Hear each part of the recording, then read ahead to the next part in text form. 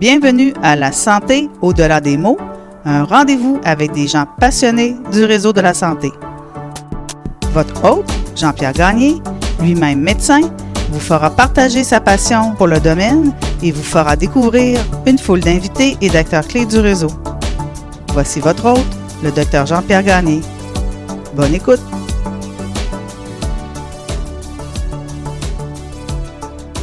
Bienvenue à cet épisode de La santé au-delà des mots.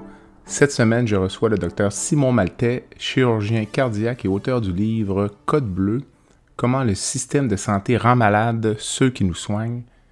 Simon est diplômé de l'Université de Sherbrooke en médecine et de l'Université de Montréal en chirurgie cardiaque. Il détient plusieurs formations complémentaires, notamment en transplantation cardiaque, en support cardiovasculaire mécanique et en chirurgie robotisée. Il y a quelques années, Simon a réalisé qu'il souffrait de ce qu'il appelle la maladie des soins de santé et il a pris en charge sa santé pour amorcer un virage complet. Depuis, avec effort et détermination, il a complètement réorienté sa vie et son travail. Sa devise, c'est correct de ne pas être correct, ou encore en anglais, It is okay not to be okay. Au cours de cette entrevue, nous allons discuter de son livre, de sa vie, de la vision qu'il a de la suite des choses. Nous abordons également quelques projets sur lesquels il travaille, notamment la plateforme Healthcare Anonymous et un projet de coaching de vie avec l'entreprise Breakthrough Points. Je suis convaincu que vous allez adorer cet épisode qui vous permettra de remettre en question l'impact du travail sur votre vie personnelle et qui vous permettra également d'envisager des pistes de solutions pour atteindre un équilibre plus sain. Sur ce, bonne écoute!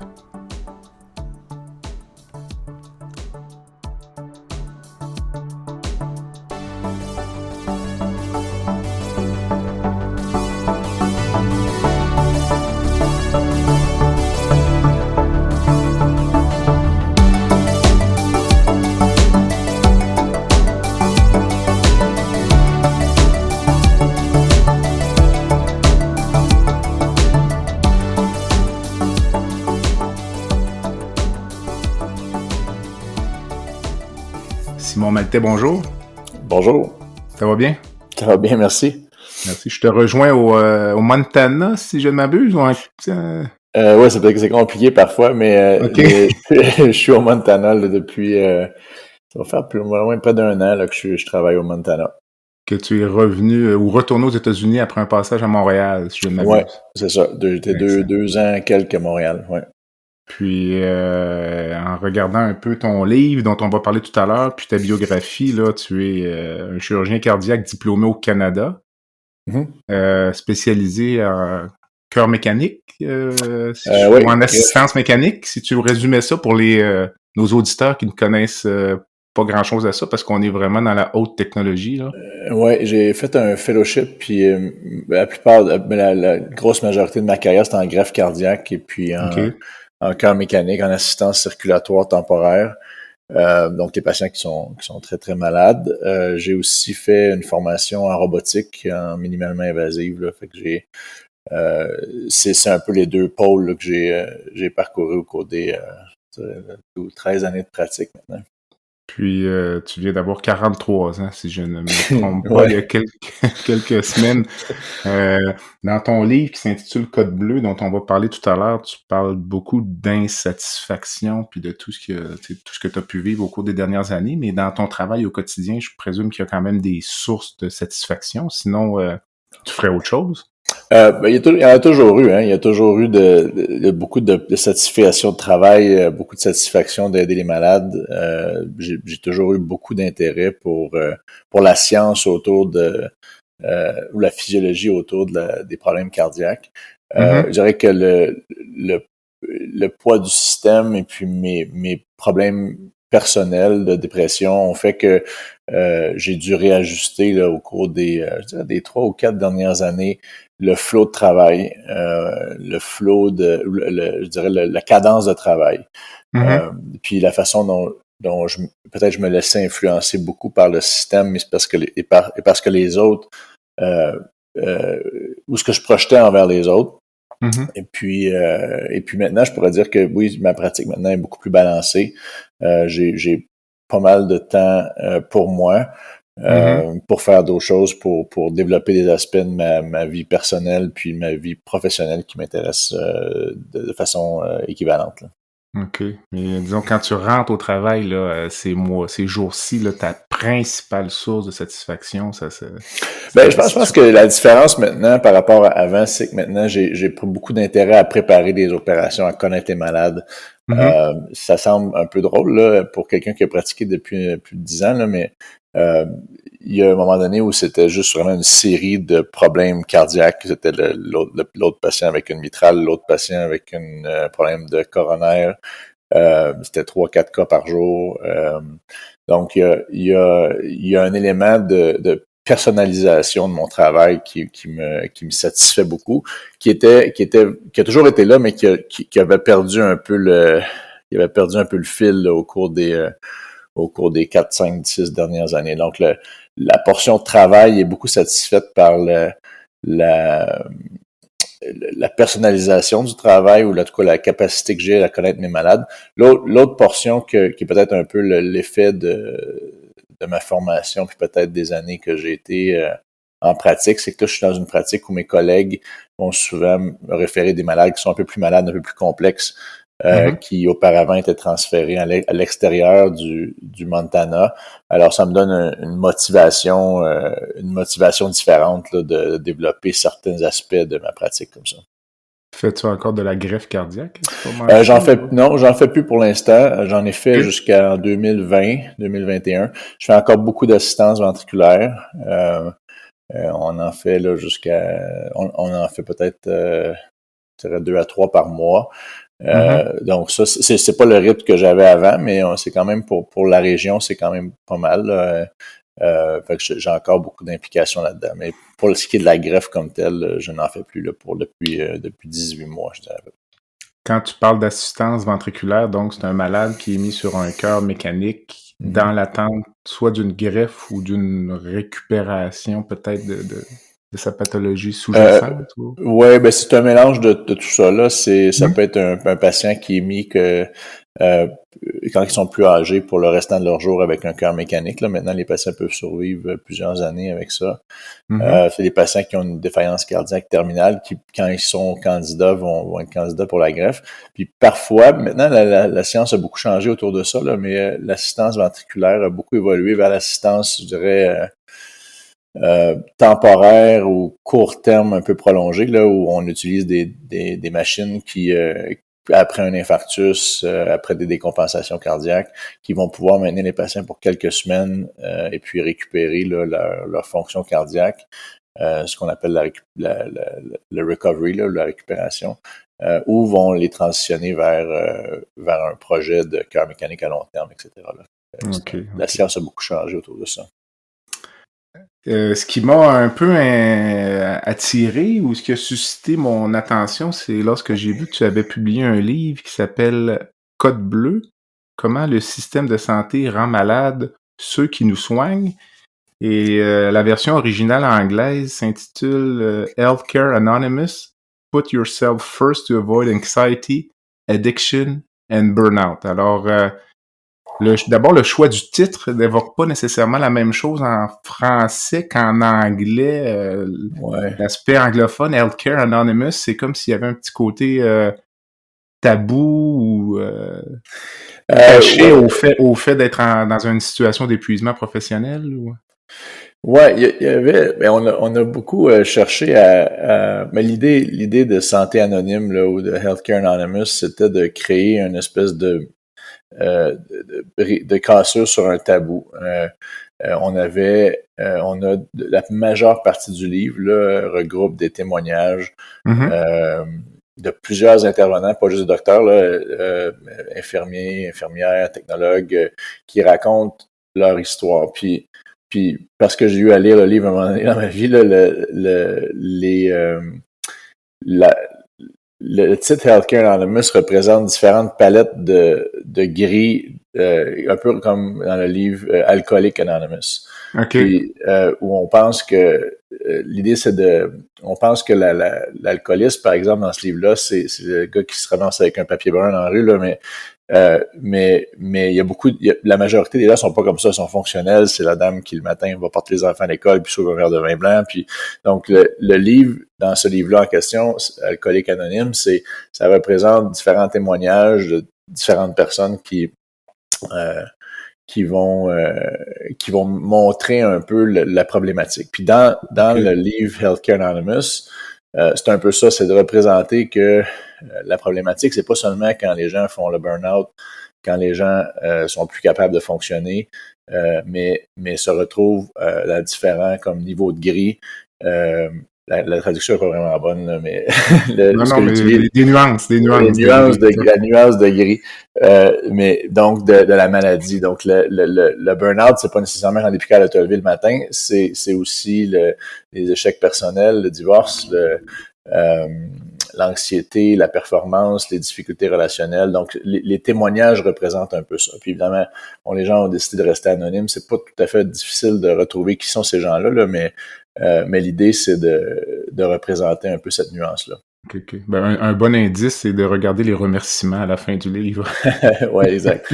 mais les gens étaient corrects avec ça. Mais puis pour le livre Code bleu, ben tu sais quand pour la santé, pour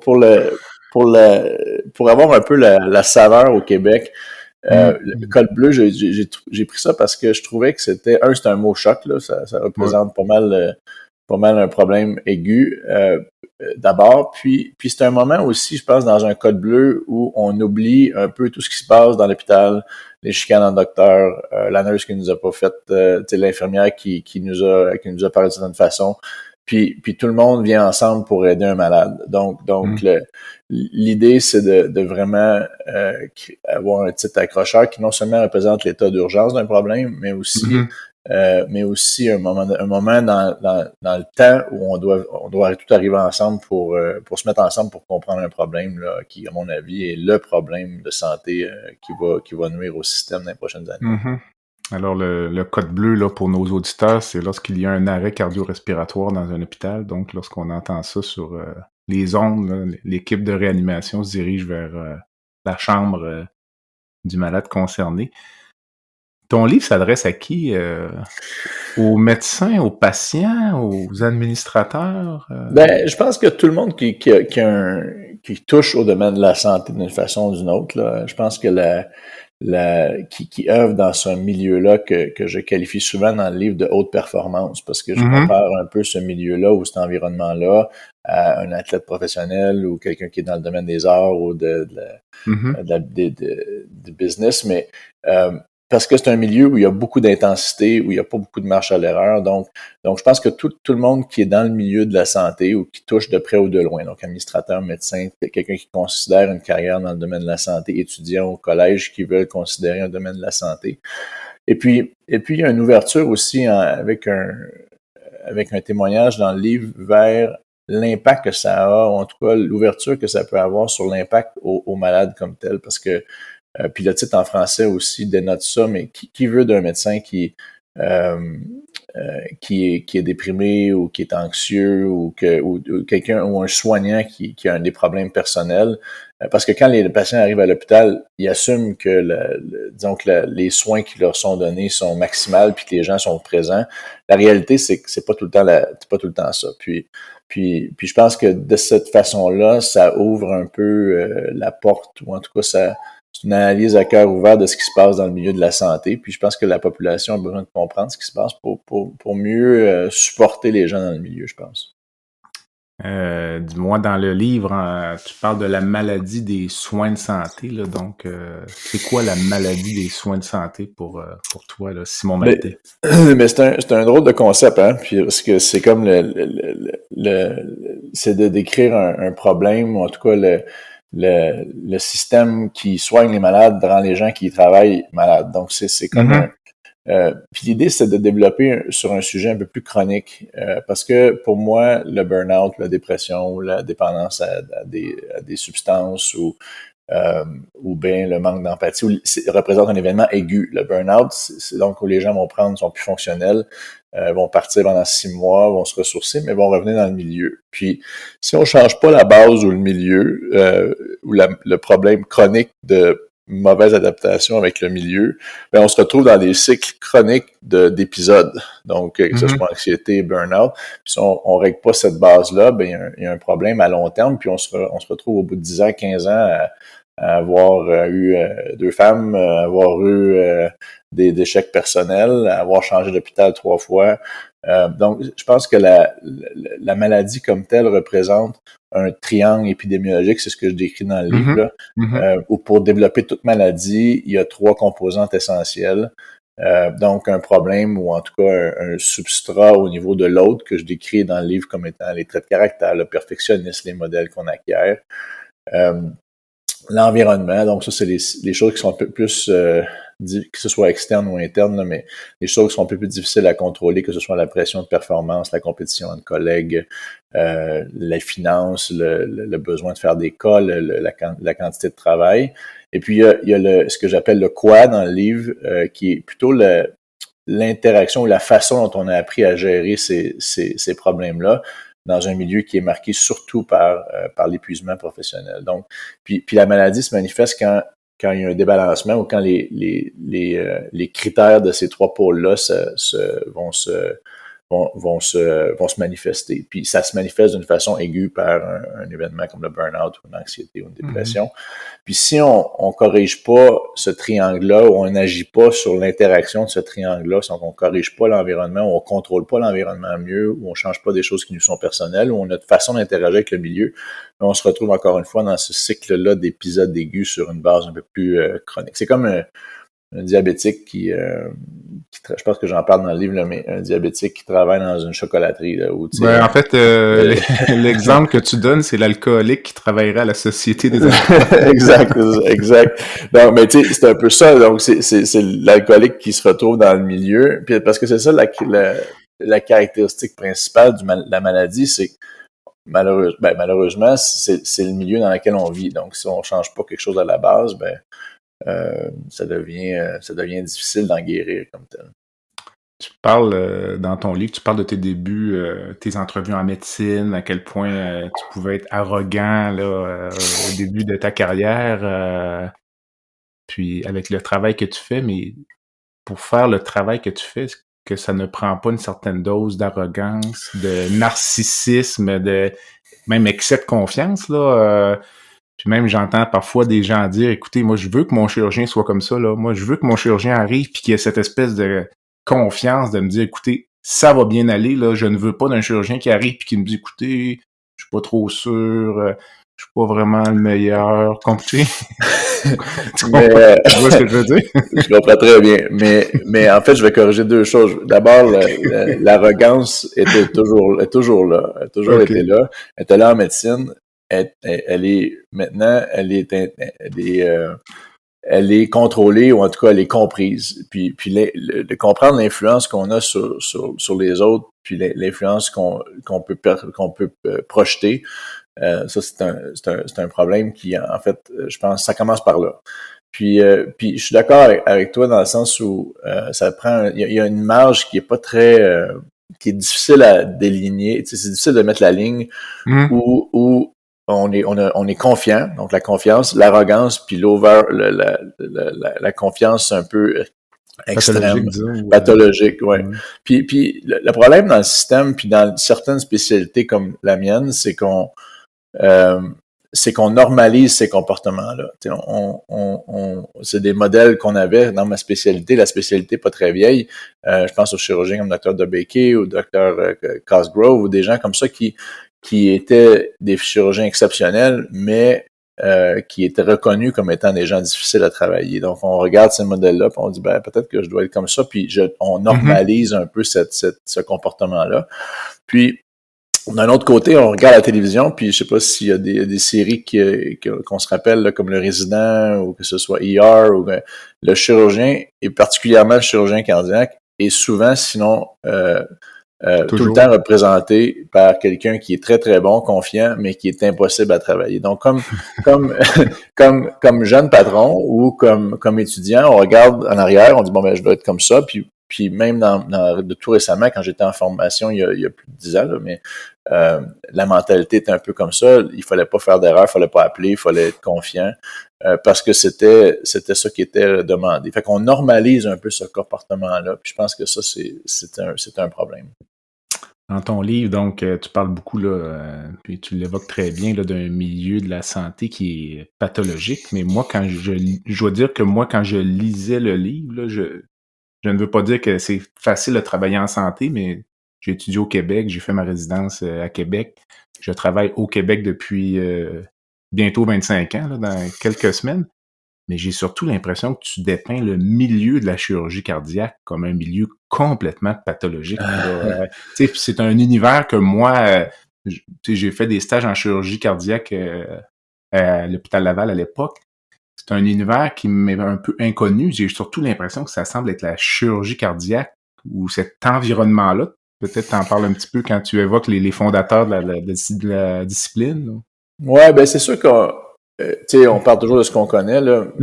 C'est sûr que le milieu que je connais, c'est celui-là. Pour avoir parlé pour revenir à des témoignages dans le livre, il y a beaucoup de gens dans d'autres milieux qui vivent un peu ce genre, que ce soit chirurgie générale ou d'autres départements, en médecine familiale, etc. Je pense que la chirurgie cardiaque est un milieu qui a tendance à regrouper un certain type de personnalité comme la mienne, qui sont pas tout le temps bien contrôlés, qui sont pas tout le temps bien, où l'autocritique est pas tout le temps présente. Okay. Il y a aussi un certain, c'est pas pour dénoncer rien que je fais ce travail-là, mais c'est bien connu qu'au Québec, il y a un certain climat, un certain milieu où si on ne fit pas dans un certain modèle ou moule, ça va être très difficile de se trouver un travail. Il y a plusieurs personnes qui ont quitté le Québec, même tout récemment, pour des raisons un peu obscures, mais pour des raisons un peu de compétition entre collègues. Beaucoup sont partis aux États-Unis. J'en connais au moins 5 puis on n'est pas beaucoup au Québec. Là. Je pense qu'il y a 30 quelques chirurgiens cardiaques, 39.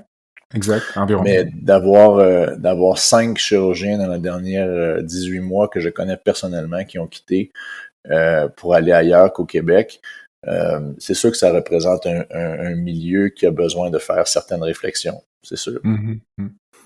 Tu évoques au début de ton livre une prise de conscience, il y a peut-être 2 ou 3 ans là, de ton état, puis peut-être de la décision d'écrire un livre. La réflexion que je me suis faite, c'est embarquer dans un projet de rédaction de livre lorsqu'on est dans un état d'épuisement professionnel. Il me semble que ce ne serait pas le premier réflexe. Moi, je serais peut-être juste aller me reposer, pas de télé. Puis toi, tu dis, non, moi, je suis en burn-out, je vais écrire un livre. Ouais, ben disons que oui, c'est une belle observation. Disons que ça a commencé par j'écrivais beaucoup dans cette période-là. J'ai suivi évidemment quelqu'un, un psychologue, puis un coach de vie, donc j'avais beaucoup de rencontres. Puis un des thèmes de ces rencontres-là, c'était d'écrire comment je me sentais, d'écrire pourquoi j'étais rendu là, qu'est-ce que j'observais.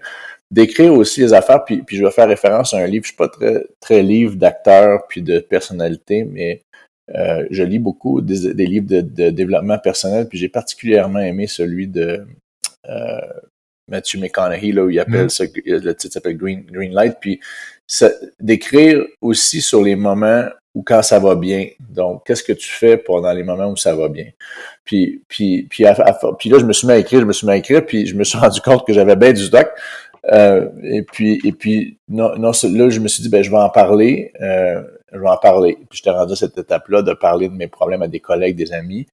Puis les gens j'ai dû même refuser des gens pour le livre parce que j'avais pas de place, là, mais les gens m'ont écrit des témoignages, m'ont envoyé des messages par courriel. Donc le livre, je me suis pas assis une journée en disant, OK, là, j'ai du temps libre, je vais m'écrire un livre. Puis j'étais en dépression, là, ça me semble être un bon moment. mais c'est plutôt été le fruit de plusieurs mois de collection de pensées personnelles et puis de témoignages que j'ai reçus. Puis j'ai dit, je pense que c'est un message qui doit sortir. Donc, le livre, évidemment, il y a plus de travail sur le regroupement des idées, là, mais c'est comme ça que le livre est devenu quelque chose de concret. Donc, est-ce qu'on pourrait dire que le livre, avant tout, tu l'as écrit pour toi?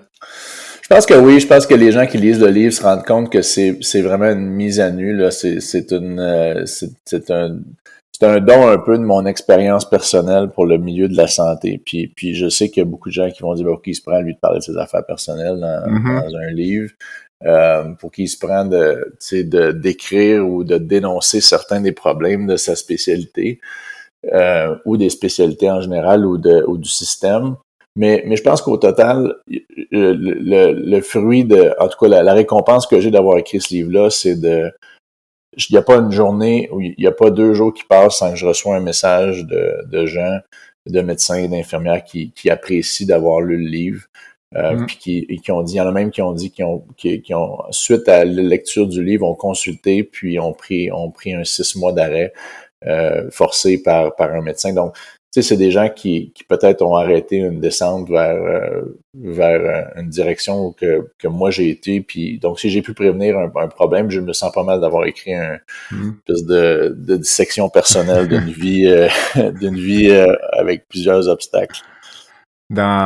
Tu évoques ce que tu as pu vivre comme malaise ou comme état de santé dans le livre, sans rentrer vraiment dans les détails. J'imagine que tu voulais quand même conserver une certaine pudeur ou tu évoques les problèmes sans les décrire nécessairement, là, que ce soit l'alcool, la prise de poids, la consultation en psychologie ou autre. Je l'aborde, là, je pense, dans le livre.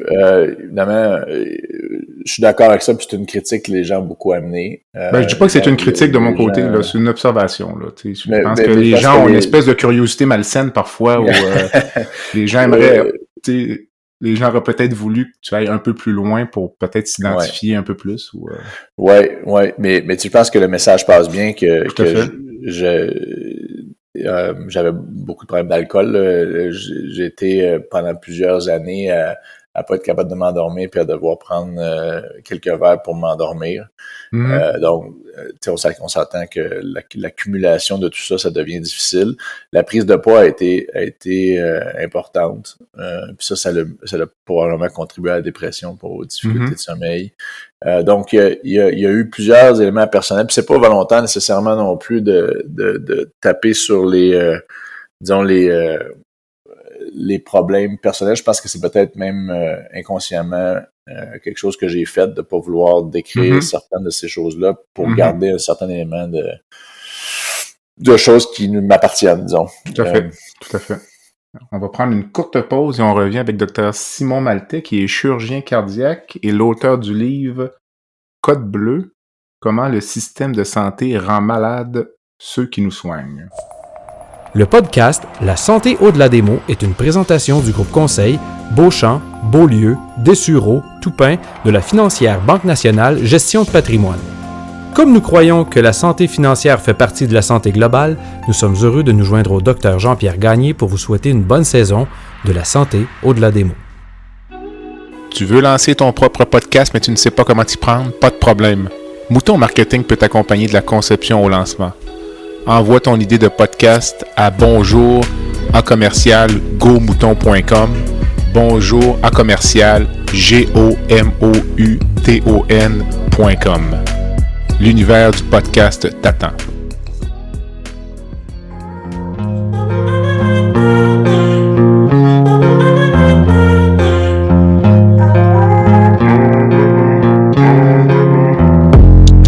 Visitez le site web du balado à www.baladosanté.ca au BALADOSANTE.ca.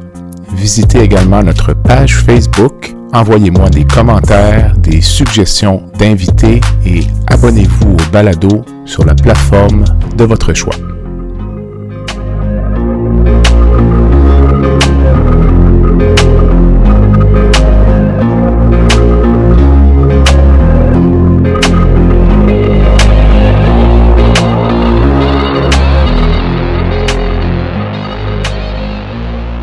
Simon, un collègue qui se reconnaîtra peut-être m'a déjà dit la chirurgie peut-être la chirurgie cardiaque, mais la chirurgie, c'est comme une maîtresse. Tu parlais d'avoir plusieurs femmes tout à l'heure, là, mais ce n'est pas la raison de l'anecdote. Mais la chirurgie, c'est comme une maîtresse, là. Elle va te donner exactement ce que tu lui donnes, pas plus, pas moins.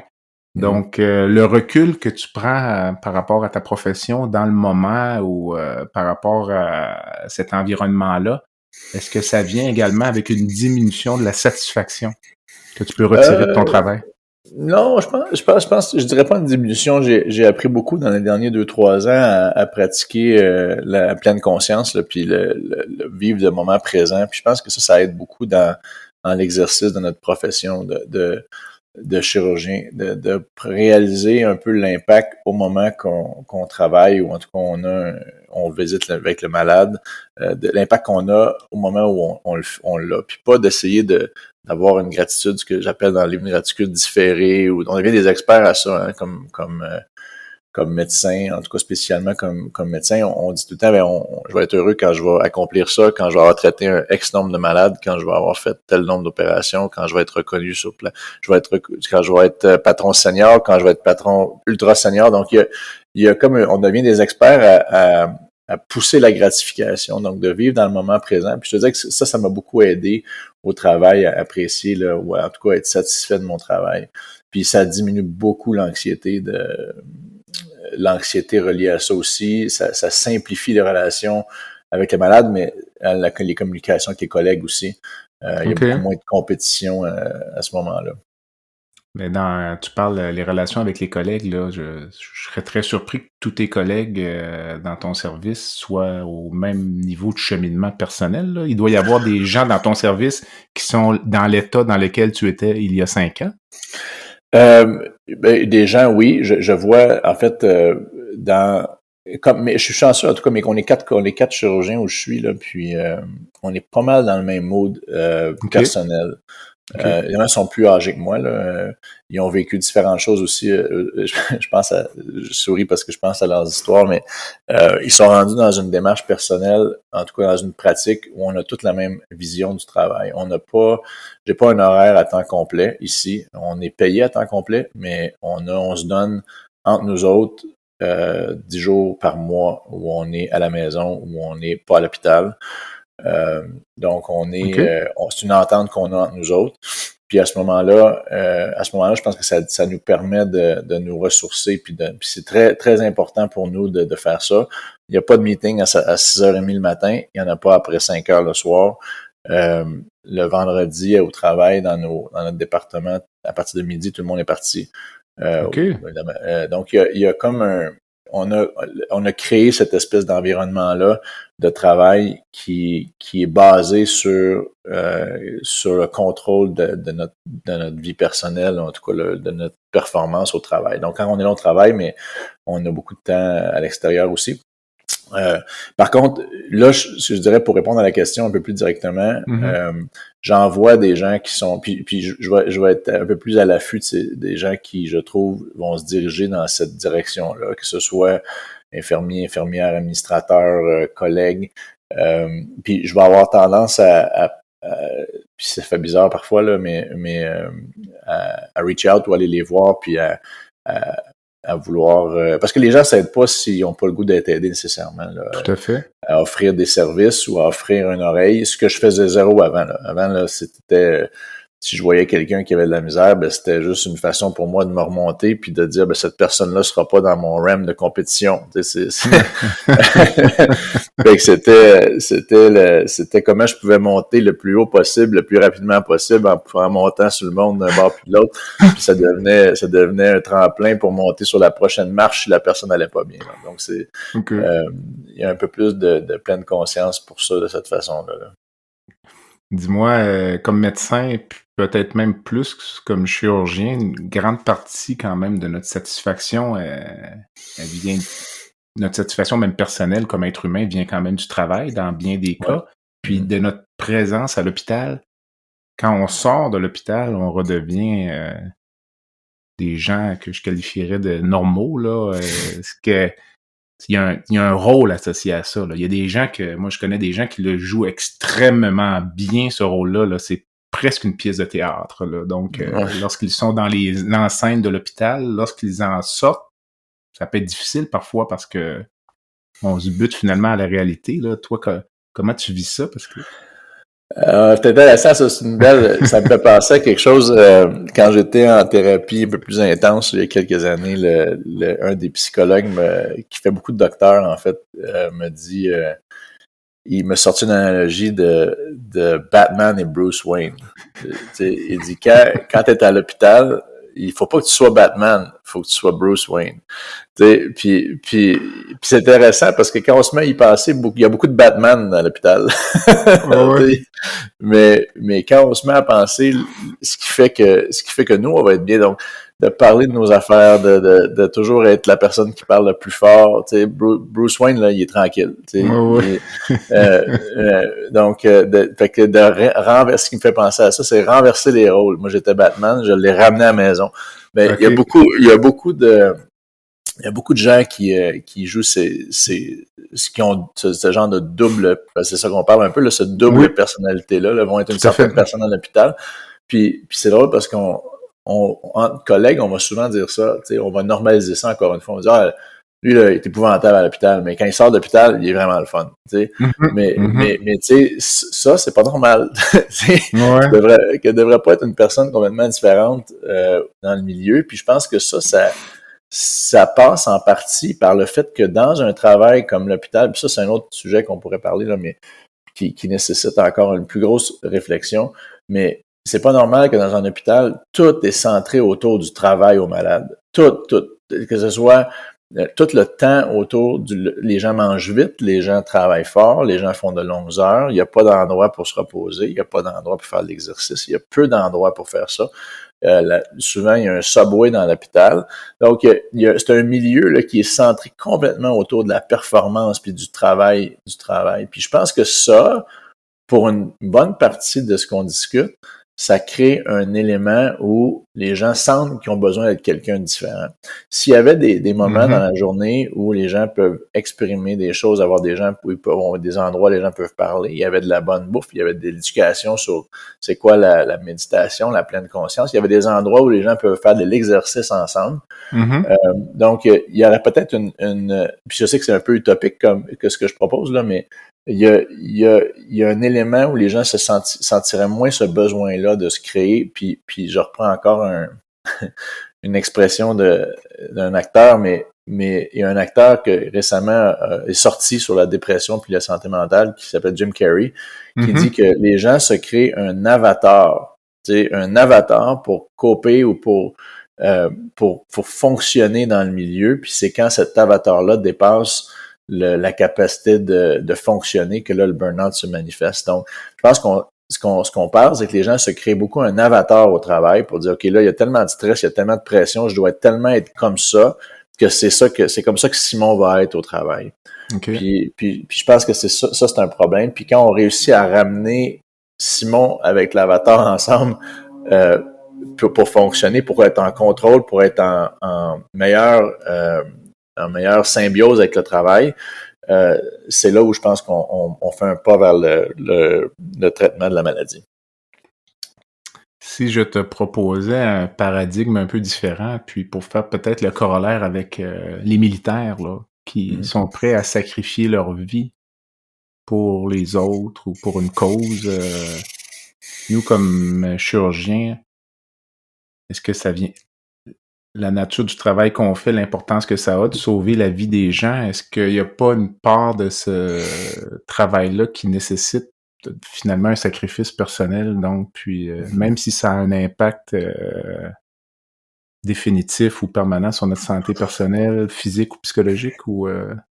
Ben, je pense que c'est une belle question. Je pense que c'est une chose, je parlais de ça hier, j'avais une autre entrevue hier dans un autre podcast, puis on parlait de ça comme la difficulté que j'ai à ce moment-ci, c'est le choix que j'ai fait. J'adore ce que je fais, mais il y a une partie du travail qui implique d'être comme ça, d'être dédié aux malades, de rentrer au milieu de la nuit pour sauver quelqu'un, puis d'aider des collègues qui ont besoin d'aide. la nature même du travail de chirurgien implique un certain don de soi. Puis il y a des métiers, en général, où il n'y a pas autant de ce don de soi, justement. Donc c'est là où la ligne est difficile à mettre, là. Moi, je suis pas prête à dire que je veux laisser tomber la chirurgie. J'ai une très belle satisfaction. Je pense que je peux aider beaucoup de patients encore. Mais il y a une partie de moi qui regarde ce que je fais, puis qui a tendance à se comparer à des amis qui sont pas dans le milieu, puis qui regardent ça, puis qui dit, ben oui, il y a un certain élément de don de soi, qui va avec la paye, qui va avec le travail qu'on fait, puis peut-être le statut social qui va avec, là, mais il y a le travail comme tel, oui, amène cette nécessité. Bon, jusqu'à quel point on met toute la bucket du côté travail, puis jusqu'à quel point on a besoin de faire ça. Je pense que c'est là où le travail personnel aide à balancer, où on est capable de mettre ces limites-là, ces barrières-là, parce que ultimement, là, tout ce qu'on finit par en anglais, je dis chipper, mais toutes les soupers cancellés. Mon ex-femme me disait toujours, moi, je mets pas mon rouge à lèvres cher avant que je sois physiquement dans le char en route vers le restaurant. Et encore. Mais on pense que ça n'a pas un impact. Mais toutes les fois qu'on cancelle quelque chose, qu'on prend un appel durant un souper, ça nous distrait, et puis ça amène une perte de temps, de l'anxiété, des erreurs. Donc, on pense, c'est comme la défaillance cardiaque. Là, quand on a un événement de défaillance cardiaque, on pense qu'on revient comme on était avant quand on se fait traiter, mais la réalité, c'est qu'on remonte jamais tout le temps. On revient jamais au même niveau. Puis je pense que c'est la même chose. Quand on prend des appels, on se fait déranger, on rentre la fin de semaine alors qu'on n'est pas de garde. On pense que ça n'a pas d'impact sur notre vie puis sur notre entourage, mais la réalité, c'est qu'on revient jamais au même niveau. Oui. Mais en même temps, il y a une dépendance à cette... à ce besoin-là. À ce besoin-là de rendre service. Là. C'est quand même un travail particulier. C'est certain que tu as vécu ça, de te réveiller la nuit puis de penser à un malade puis de dire, est-ce que j'ai oublié quelque chose? Ou dans ton cas, peut-être un point, peut-être des fois une suture sur une valve à laquelle tu vas repenser pendant 48 heures jusqu'à ce que le patient soit sorti de... Puis tu sais, ça m'arrive encore. Tu sais, il y a 2 semaines, là, j'ai eu 3 dissections en ligne tout au milieu de la nuit où j'étais garde. Puis il y a des moments où il y a un moment donné où j'avais le goût de me lever. Là, j'ai plus le goût de me lever à 2h du matin, mais je le fais pareil, tu sais. Mais ça me prend 4 jours à m'en remettre. Puis il y en a 3 en ligne, ça me prend 2 semaines. Mais c'est ça. Donc, il y a un élément de don de soi qui est là, mais jusqu'à quel point on peut le contrôler, je pense que c'est là où c'est un défi. C'est un défi, oui. Dis-moi, le titre de ton livre en anglais réfère également à une entreprise ou un projet que tu as lancé, là, qui a un site web également qui s'appelle healthcareanonymous.com. Je mettrai le lien sur tes notes de balado. Qu'est-ce que c'est Healthcare Anonymous? Ben, en fait, c'est un site. En fait, ça commence par c'est une plateforme en fait pour les gens. Il y a différents témoignages là, de gens qui ont lu le livre d'abord, et puis ça ouvre vers durant la pandémie, là, durant cette période-là. Une des choses que j'ai fait, c'est de suivre un cours, en tout cas pour être mentor ou en tout cas un coach de vie. Et puis, j'offre des services comme ça où j'aide les gens qui me rejoignent de façon spontanée ou qui vont sur le site. Là. La compagnie comme telle s'appelle breakthroughpoints.com. Donc, on est plusieurs à s'être mis ensemble pour aider les gens qui fonctionnent dans des milieux de haute performance. Donc, on ouvre un peu la discussion parce qu'il y a des thèmes qui sont très, très communs au domaine de haute performance comme la santé, au domaine des athlètes, encore une fois des arts, tout ça, de la business. Alors, on a différentes personnes, des athlètes professionnels, des docteurs qui offrent leurs services pour justement accompagner des gens dans les difficultés qu'ils ont dans leur vie personnelle ou en tout cas dans les difficultés qu'ils ont à fonctionner dans leur milieu. On a aussi un podcast qui va commencer dans un mois là, qui s'appelle Healthcare Anonymous, où il y a un peu les gens vont être invités à parler de différents sujets. Puis le Healthcare Anonymous, ça va être All Things Healthcare. Là, on va parler de comment manger à l'hôpital, comment dormir sur une garde, comment fonctionner à travers le système Donc, on est très, très excités de ces choses-là. Puis évidemment, il y a les liens là, vers tous les distributeurs usuels. Là. Dis-moi, est-ce qu'il y a des gens autour de toi qui t'ont dit, Simon, t'as fait un burn-out, là, puis t'es en train de t'en préparer un deuxième avec tous ces projets-là? Oui, je l'ai entendu quelques fois. D'abord de ma femme. Mais là, je dirais là, peut-être que oui, peut-être que non. Mais j'ai beaucoup plus de satisfaction puis de contrôle sur ma vie personnelle. Tu sais, je coach pas 50 personnes, j'en prends 2 par mois, 1 à 2 par mois. C'est souvent des gens qui vont faire 1 heure par semaine, qui vont me contacter 1 heure par semaine sur un Zoom ou aussi sur une rencontre team. Mais je suis beaucoup plus en contrôle. Puis le fait d'avoir ces 10 jours-là par mois pour moi, puis c'est un modèle que nous avons proposé parce qu'il y avait beaucoup de difficultés de rétention au travail, il y avait beaucoup de difficultés de rétention dans notre département comme chirurgien.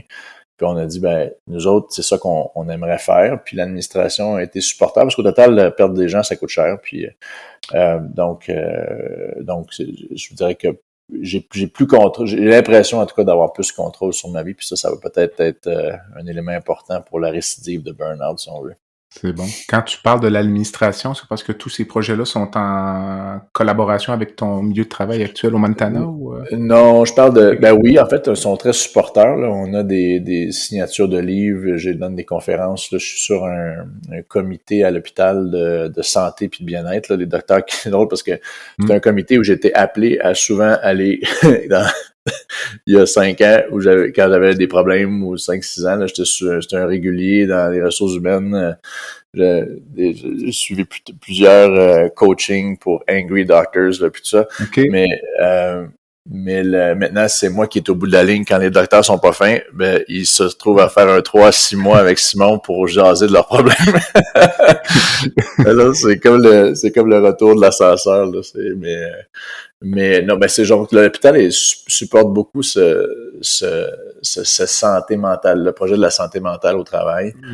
On a établi dans le département, on a une journée de yoga, on a une journée où on fait des entraînements collectifs au département là, de chirurgie cardiaque. Dans le milieu de la journée. Donc, il y a beaucoup d'emphase sur le bien-être au travail. Puis je pense qu'au total, ça va démontrer que les gens vont rester parce que il y a beaucoup de compagnies comme Google, là, puis ces compagnies-là, là, IBM, qui ont ces programmes-là de wellness, si on veut, d'intégrer dans la compagnie.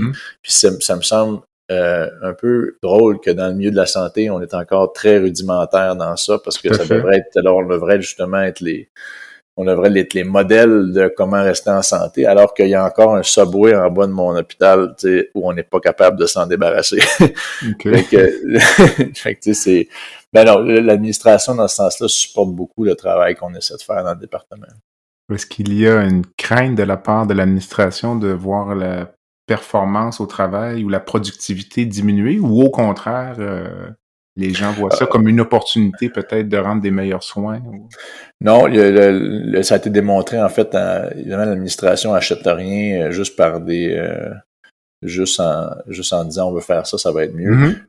Ils ont regardé, on a fait un projet pilote, puis ils ont regardé que ça augmentait la productivité, le nombre de patients, diminuer les erreurs, tout ça, dans différents départements, puis ils ont adopté un peu l'affaire. Parce que les gens vont rester la semaine pour compléter le travail en prévision de cette fin de vendredi-là où ils peuvent partir.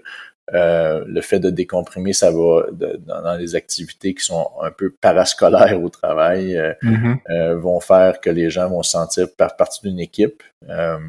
On a des lectures de livres, on a un chapitre de livres, on a des journal clubs, mais qui sont pas axés sur la médecine, où on va lire un livre comme on va acheter un livre pour tout le monde, puis on va se lire un chapitre ensemble une fois par mois. Donc, il y a différentes activités comme ça qui font que les gens ont le goût de rester dans le département. Mais comment faites-vous pour... vous ne pouvez pas arrêter toutes les activités cliniques? Non, mais ce qu'ils vont faire, c'est que, par exemple, on va prendre 1 heure parce qu'on le fait pas le soir. On se rappelle du commentaire, mais on va le faire durant un lunch, disons, où il y a une personne qui va avoir les appels qui vont être circulés sur un microphone. Je comprends. Puis le reste, tout le monde va être dans une salle de conférence, puis on va parler du livre ou d'un autre sujet. Ouais. Aujourd'hui, en 2022, si tu n'étais pas chirurgien cardiaque, tu ferais quoi? J'ai passé, puis ma femme, ça aurait une belle réponse à ça, mais moi, j'ai trop d'idées, c'est ça le problème. Je ferais plein d'affaires. Je ferais du droit, je ferais de la philosophie, je ferais d'autres choses, mais j'ai beaucoup d'intérêt dans plusieurs domaines. Je ferais probablement de la médecine. Je pense que ma personnalité, ça prêterait plus à d'autres domaines que la chirurgie. Si j'avais à refaire tout ça, je ferais pas un choix basé sur la plus haute performance, la plus haute spécialité que je pouvais aller, tu sais, dans le temps. Je pense que j'essaierais vraiment de voir qu'est-ce qui m'intéresse pour vrai quand j'étais en médecine. Bon, là, rendu à 43 ans, de retourner faire une résidence, c'est un peu difficile, là, mais je pense qu'il y a des domaines où j'aurais été peut-être aussi capable d'aider les malades, puis ça aurait pas été partiellement basé sur le besoin d'être la spécialité la plus compliquée, la plus prestigieuse là, en chirurgie à ce moment-là. Je pense qu'il y a des choses comme la psychiatrie, ça a l'air niaiseux, là, mais la psychiatrie ou certains domaines de médecine interne. J'ai des enfants, j'ai une petite fille là, de 10 jours. Là. Il y a des choses qui m'intéressent davantage. Puis je pense que ça, c'est un élément en médecine qu'on fait pas nécessairement bien, d'essayer de conseiller les gens sur les choix de carrière qu'ils vont faire. Parce que quand ils pensent, on choisit à 21 ans, 22 ans, ce qu'on va faire pour les 40 prochaines années. Donc, ça a un impact certain. Il y a beaucoup de gens qui vont changer en cours de route. Mais plus de counseling dans cette partie-là de notre formation, je pense que ça serait utile. Est-ce que tu regrettes ton choix d'avoir fait de la chirurgie cardiaque? Ou... Non, parce que j'ai eu beaucoup, elle m'a apporté beaucoup. Ça m'apporte encore beaucoup. Puis c'est un parcours qui a pas été facile. Je suis fier d'un peu de ce que j'ai accompli de terminer une résidence en chirurgie cardiaque puis d'apprendre ce que j'ai appris pour performer à un niveau que je suis confortable. Non, je suis pas, j'ai l'air amer là, mais je suis pas, je me questionne, j'ai une réflexion seulement sur est-ce que mes traits de personnalité ou la personne que je suis est en médecine la mieux placée? Est-ce que je suis bien placé dans ce milieu-là? Puis j'aurais pas pu faire autre chose où j'aurais pu apporter autant dans un autre milieu. C'est là où bon, c'est probablement jamais cette réponse-là, là, mais... Dis-moi, quelqu'un qui t'aurait rencontré il y a 5 ans puis qui te revoit aujourd'hui, est-ce qu'il va il va te reconnaître ou il va trouver il va me reconnaître. Il y aurait peut-être de la misère à croire un peu parce que les gens vont écouter ce podcast-là, ils vont dire ouais, j'ai laissé beaucoup de gens en montant, puis donc, on se serait rencontrés il y a 5 ans, il m'aurait probablement pas aimé. Puis je pense que docteur Vadeboncoeur, dans le livre, dans sa préface... Ben, j'ai trouvé, j'en ai pas parlé, j'ai trouvé sa préface curieuse.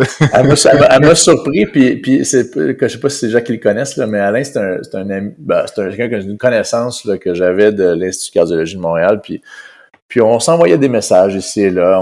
Je pense que quand il voyait certains accomplissements, il m'envoyait des messages, puis c'était intéressant parce que sa préface pour les gens qui vont le lire est complètement différente de celle du docteur Marquis. Tout à fait. Puis elle est très choc. Elle commence en disant quelque chose comme le docteur Maltais écrit un livre, tout ça, puis on peut commencer à en dire que je ne l'aime pas. En fait, je vais le citer, là, donc il dit qu'il t'a rencontré dans les années 2000, qu'il admire son travail, mais voilà, je ne l'aime pas. Comprenez-nous bien, je ne parle pas de lui personnellement, plutôt de ce qu'il représente et que j'ai découvert dès que j'ai mis les pieds en classe de médecine, à une époque où l'on y côtoyait beaucoup de ses semblables. Je ne sais pas si ça s'est amélioré depuis. C'est quand même un peu paradoxal parce qu'Alain Vadeboncoeur, à la base, peut paraître aussi comme un gars, je pense, high achiever, là, tu sais, donc qui a peut-être un profil, je trouvais qu'il pouvait ressembler au tien à certains égards. Donc, non, mais je ne le connais pas personnellement, là, évidemment. Là, il est peut-être un peu plus balancé, ou en tout cas quelqu'un qui est très posé. Mais quand on a lu sa préface, j'étais là, ouais, ça fesse. mais, mais, mais, mais, J'ai sursauté, moi. Ça fait ça un peu, mais tu sais, c'est très réel. Je pense que pour ceux qui ont fait l'écoute de l'école de médecine, on se rappelle tout le temps de quelqu'un, puis je pense que les gens qui étaient dans ma classe vont se rappeler de moi ou de certains qui étaient, tu sais, qui voulaient être le président, qui voulaient être ci, qui voulaient être ça, tu sais, qui voulaient avoir les plus belles blondes, tu sais, qui étaient un serial, tu sais, c'est ça.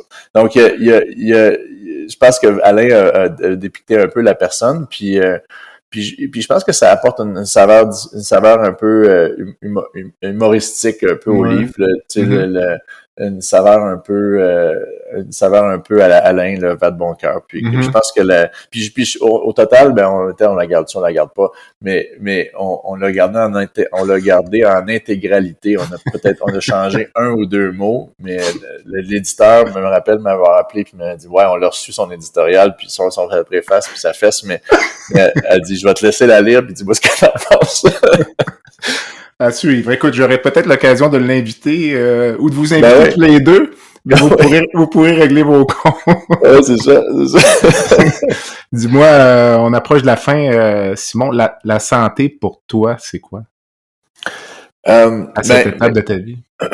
La santé pour moi, c'est d'abord de balancer la tarte, là, puis je pense que j'en parle dans le livre, là, mais la balancer d'une certaine façon où à chaque jour, je regarde le temps que je passe dans les 4 ou 5 buckets que je me suis mis dans mes pointes de tarte, que ce soit la communauté, la santé, ma santé, c'est-à-dire ma famille, le travail. Donc, c'est pas de dire, sur 6 mois, là, je vais passer tant de pourcentage avec eux, je vais passer tant de pourcentage au travail. C'est à chaque jour, si je passe beaucoup de temps au travail, je vais faire un effort de fermer mon téléphone le soir quand je suis pas de garde, évidemment, ou je vais faire un effort d'aller au travail, d'aller au gym, ou de passer du temps avec mes enfants, d'aller jouer au hockey avec mon fils dehors.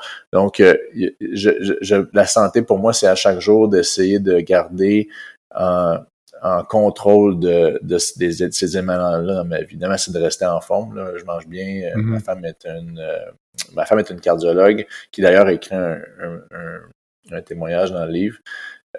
Mais qui est une Ironman, elle fait beaucoup d'entraînement, donc ça m'aide à me rester en forme, là. Mais c'est de rester en forme, passer du temps avec la famille, puis d'apprécier le travail à un pace que moi je détermine. Cette nouvelle approche, est-ce que c'est un travail constant que tu dois faire sur toi-même ou tu l'as intégré puis c'est naturel? Tu dis là, j'essaie, je pense pas que tu as dit forcer, mais je vais aller jouer au hockey dehors avec mon garçon, là. Tu te l'imposes en quelque sorte ou c'est spontané, là? C'est un peu les deux. Écoute, c'est un travail personnel, c'est un travail quotidien. Je l'ai encore la graine de la clinique Mayo. Encore une fois, la semaine passée, j'ai eu un appel de John Hopkins pour aller diriger leur programme de greffe. Puis c'est une belle offre. J'ai encore beaucoup de difficultés à dire non, sauf que je me dis non maintenant. Je cherche plus à... Donc oui, c'est un travail personnel. Je regarde où je suis, puis je regarde ce que je faisais, puis des fois, il y a un peu de ressentiment, de dire, OK, j'étais le vice-directeur du département à la Clinique Mayo, qui est un des plus gros programmes en Amérique du Nord. Mais au total, là, je suis heureux avec mes collègues. J'ai une belle pratique. Je fais à peu près toutes les affaires que je faisais, sauf la greffe, qui est une petite partie de la pratique. Puis je suis de façon 200% plus heureux. Donc, il y a une partie de moi qui l'a encore, mais c'est beaucoup mieux. Faut faire attention aux rechutes. Et dans le livre, je parle c'est important de se virus scanner, là, dans l'anglais, là, de chaque jour, de voir si on est anxieux, si on en fait trop, si on passe assez de temps avec la famille, etc. On conclut généralement mes entrevues avec une petite section plus relaxe, donc section baguette magique. Donc je t'envoie virtuellement une baguette magique, puis je te laisserai changer une chose dans le système de santé aujourd'hui par magie. Je pense que le système, pour moi, est rendu beaucoup dirigé par l'administration. Je pense qu'on a remplacé beaucoup de docteurs dans le système, dans des positions de leadership qui par des gens qui ont des diplômes, qui sont très intelligents, là, mais qui ont des diplômes dans des MBA ou des qui sont beaucoup dirigés par le pourcentage, le bottom line. Puis je pense que ça met beaucoup de pression sur le système, mais ça met beaucoup de pression sur les docteurs puis les soins infirmiers. Je pense que la pression de performance puis la pression la pression qu'on s'impose de faire marcher un hôpital comme une business, ça nous détracte de ce que ça nous détracte de ce que l'objectif premier est d'un hôpital, c'est-à-dire aider un malade. Tu sais, les frères Maillot, là, ils étaient pas payés $0 pour faire un cas s'ils voulaient dans l'année, mais c'était peut-être le cas qui allait changer l'histoire de la médecine, puis c'était pas grave. Tu sais, puis ça, c'est pas si longtemps que ça, là. Ça fait quoi, 20-30 ans, là. Donc, je pense qu'on peut dire maintenant que le système, depuis les années 80-90, a beaucoup, beaucoup changé pour devenir beaucoup plus administratif. Donc, moins d'administration. Moins d'administration, moins de paperasse, moins de collection. Aux États-Unis, il y a beaucoup de les systèmes électroniques pour les dossiers, là, ça a un certain avantage pour le billing, pour tout ça, mais c'est beaucoup, beaucoup de travail pour le docteur, pour les soins infirmiers, puis tout ça. Puis donc, un peu moins d'administration, ce serait ma baguette magique. Tu parles de ça. Est-ce que tu fais le corollaire entre le milieu américain et québécois pour toi? Il y a plus de ressemblances que de différences? Beaucoup plus de ressemblances qu'on pense. Je pense que les gens qui n'ont jamais fonctionné dans le milieu ou ont jamais été en contact, le mieux pensent que le milieu américain, c'est pas bon, puis que c'est pas mal pareil, en fait, au système canadien. Les 2 ou 3 différences majeures, je pense, une de celles-là, c'est les temps d'attente. J'ai aucun patient qui attend plus que 2 semaines pour se faire opérer. Okay. 0. Alors qu'au Québec, j'ai encore des patients, ça fait après 1 an que je sois parti du Québec, j'avais encore des patients qui m'appelaient pour savoir quand est-ce que leur opération de valve mitrale allait se faire céduler. Là. Donc, ça, c'est une affaire. Il y a beaucoup, beaucoup plus de ressources humaines. Pas technologiques, mais ressources humaines. C'est une rareté qu'un cas va être cancellé pour un manque de personnel, un manque de lits aux soins intensifs. Même dans le temps de COVID, il y a des services qui ont été diminués, là, mais on n'a jamais tombé à 0 en termes d'opération, même dans les plus petits hôpitaux. Et puis, alors qu'au Québec, par exemple, j'étais dans un hôpital de centre-ville, puis je savais quand il y avait une tempête de neige, un événement la veille, la saison de la grippe, là, que j'allais être cancellé, puis j'avais à peu près un taux de cancellation de 20 à 30%. Alors je savais que quand il y avait une tempête de neige, j'allais m'asseoir au café là, sur Notre-Dame, puis j'attendais l'appel, puis et puis l'appel arrivait, dit bon, votre journée a été cancellée aujourd'hui, on a juste la place pour 2 cas.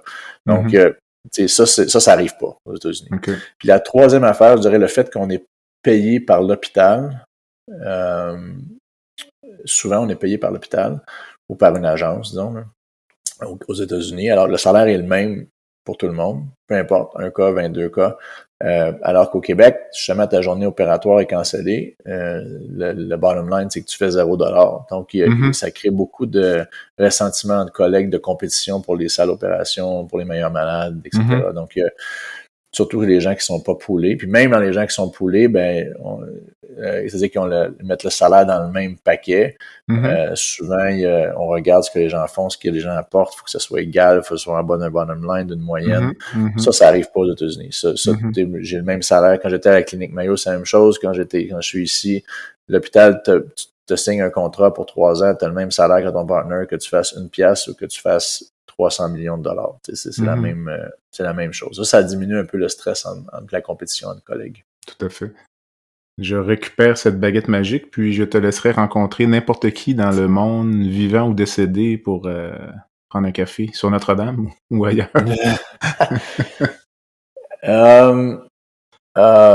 C'est intéressant, ça, comme question. Mais récemment, j'ai lu le livre de Think Like a Monk, Jay Shetty. Jay Shetty, c'est lui qui a écrit ce livre-là, puis c'est un livre intéressant. C'est quelqu'un qui a fait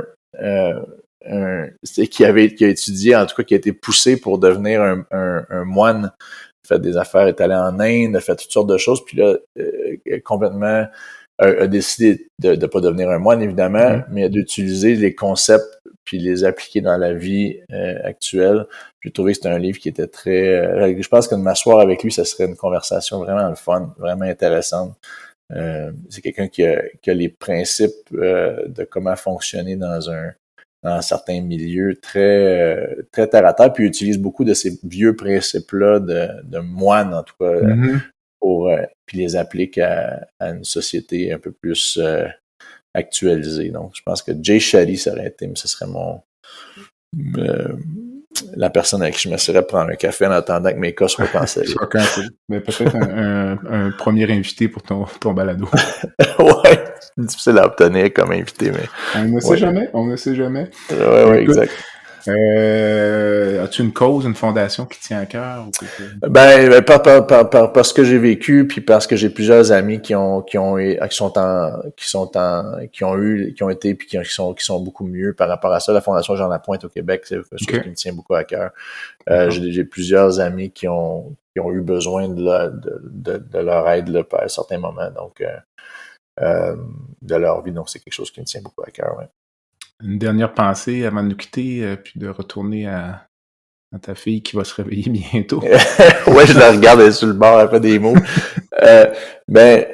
je pense que merci de l'invitation. Je pense que le message tu sais, je fais pas ça pour être un livre, pour avoir un livre à succès, là. Je fais vraiment ça pour les messages que je reçois à chaque semaine, là, de gens qui pensent que ça les a aidés.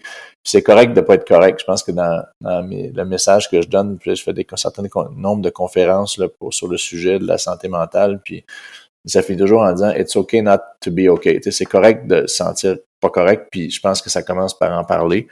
Puis on n'est pas tout seul, on commence à en parler, là, on se rend compte qu'il y a bien des gens qui, à certains degrés, vivent certaines difficultés dans leur travail, puis c'est le pouvoir de la communauté qui va nous aider à passer à travers tout ça. C'est correct de ne pas être correct, donc c'est une bonne façon de conclure cette entrevue avec Dr Simon Maltais, qui est chirurgien cardiaque, qui est maintenant retourné pratiquer aux États-Unis, auteur du livre Code bleu, comment le système de santé rend malade ceux qui nous soignent. Simon, merci beaucoup. Merci. Peut-être au plaisir d'un prochain épisode. Là, t'as soulevé toutes sortes d'idées dans ma tête, donc une bonne continuation, puis une bonne santé. Parfait, merci beaucoup. Merci de l'invitation.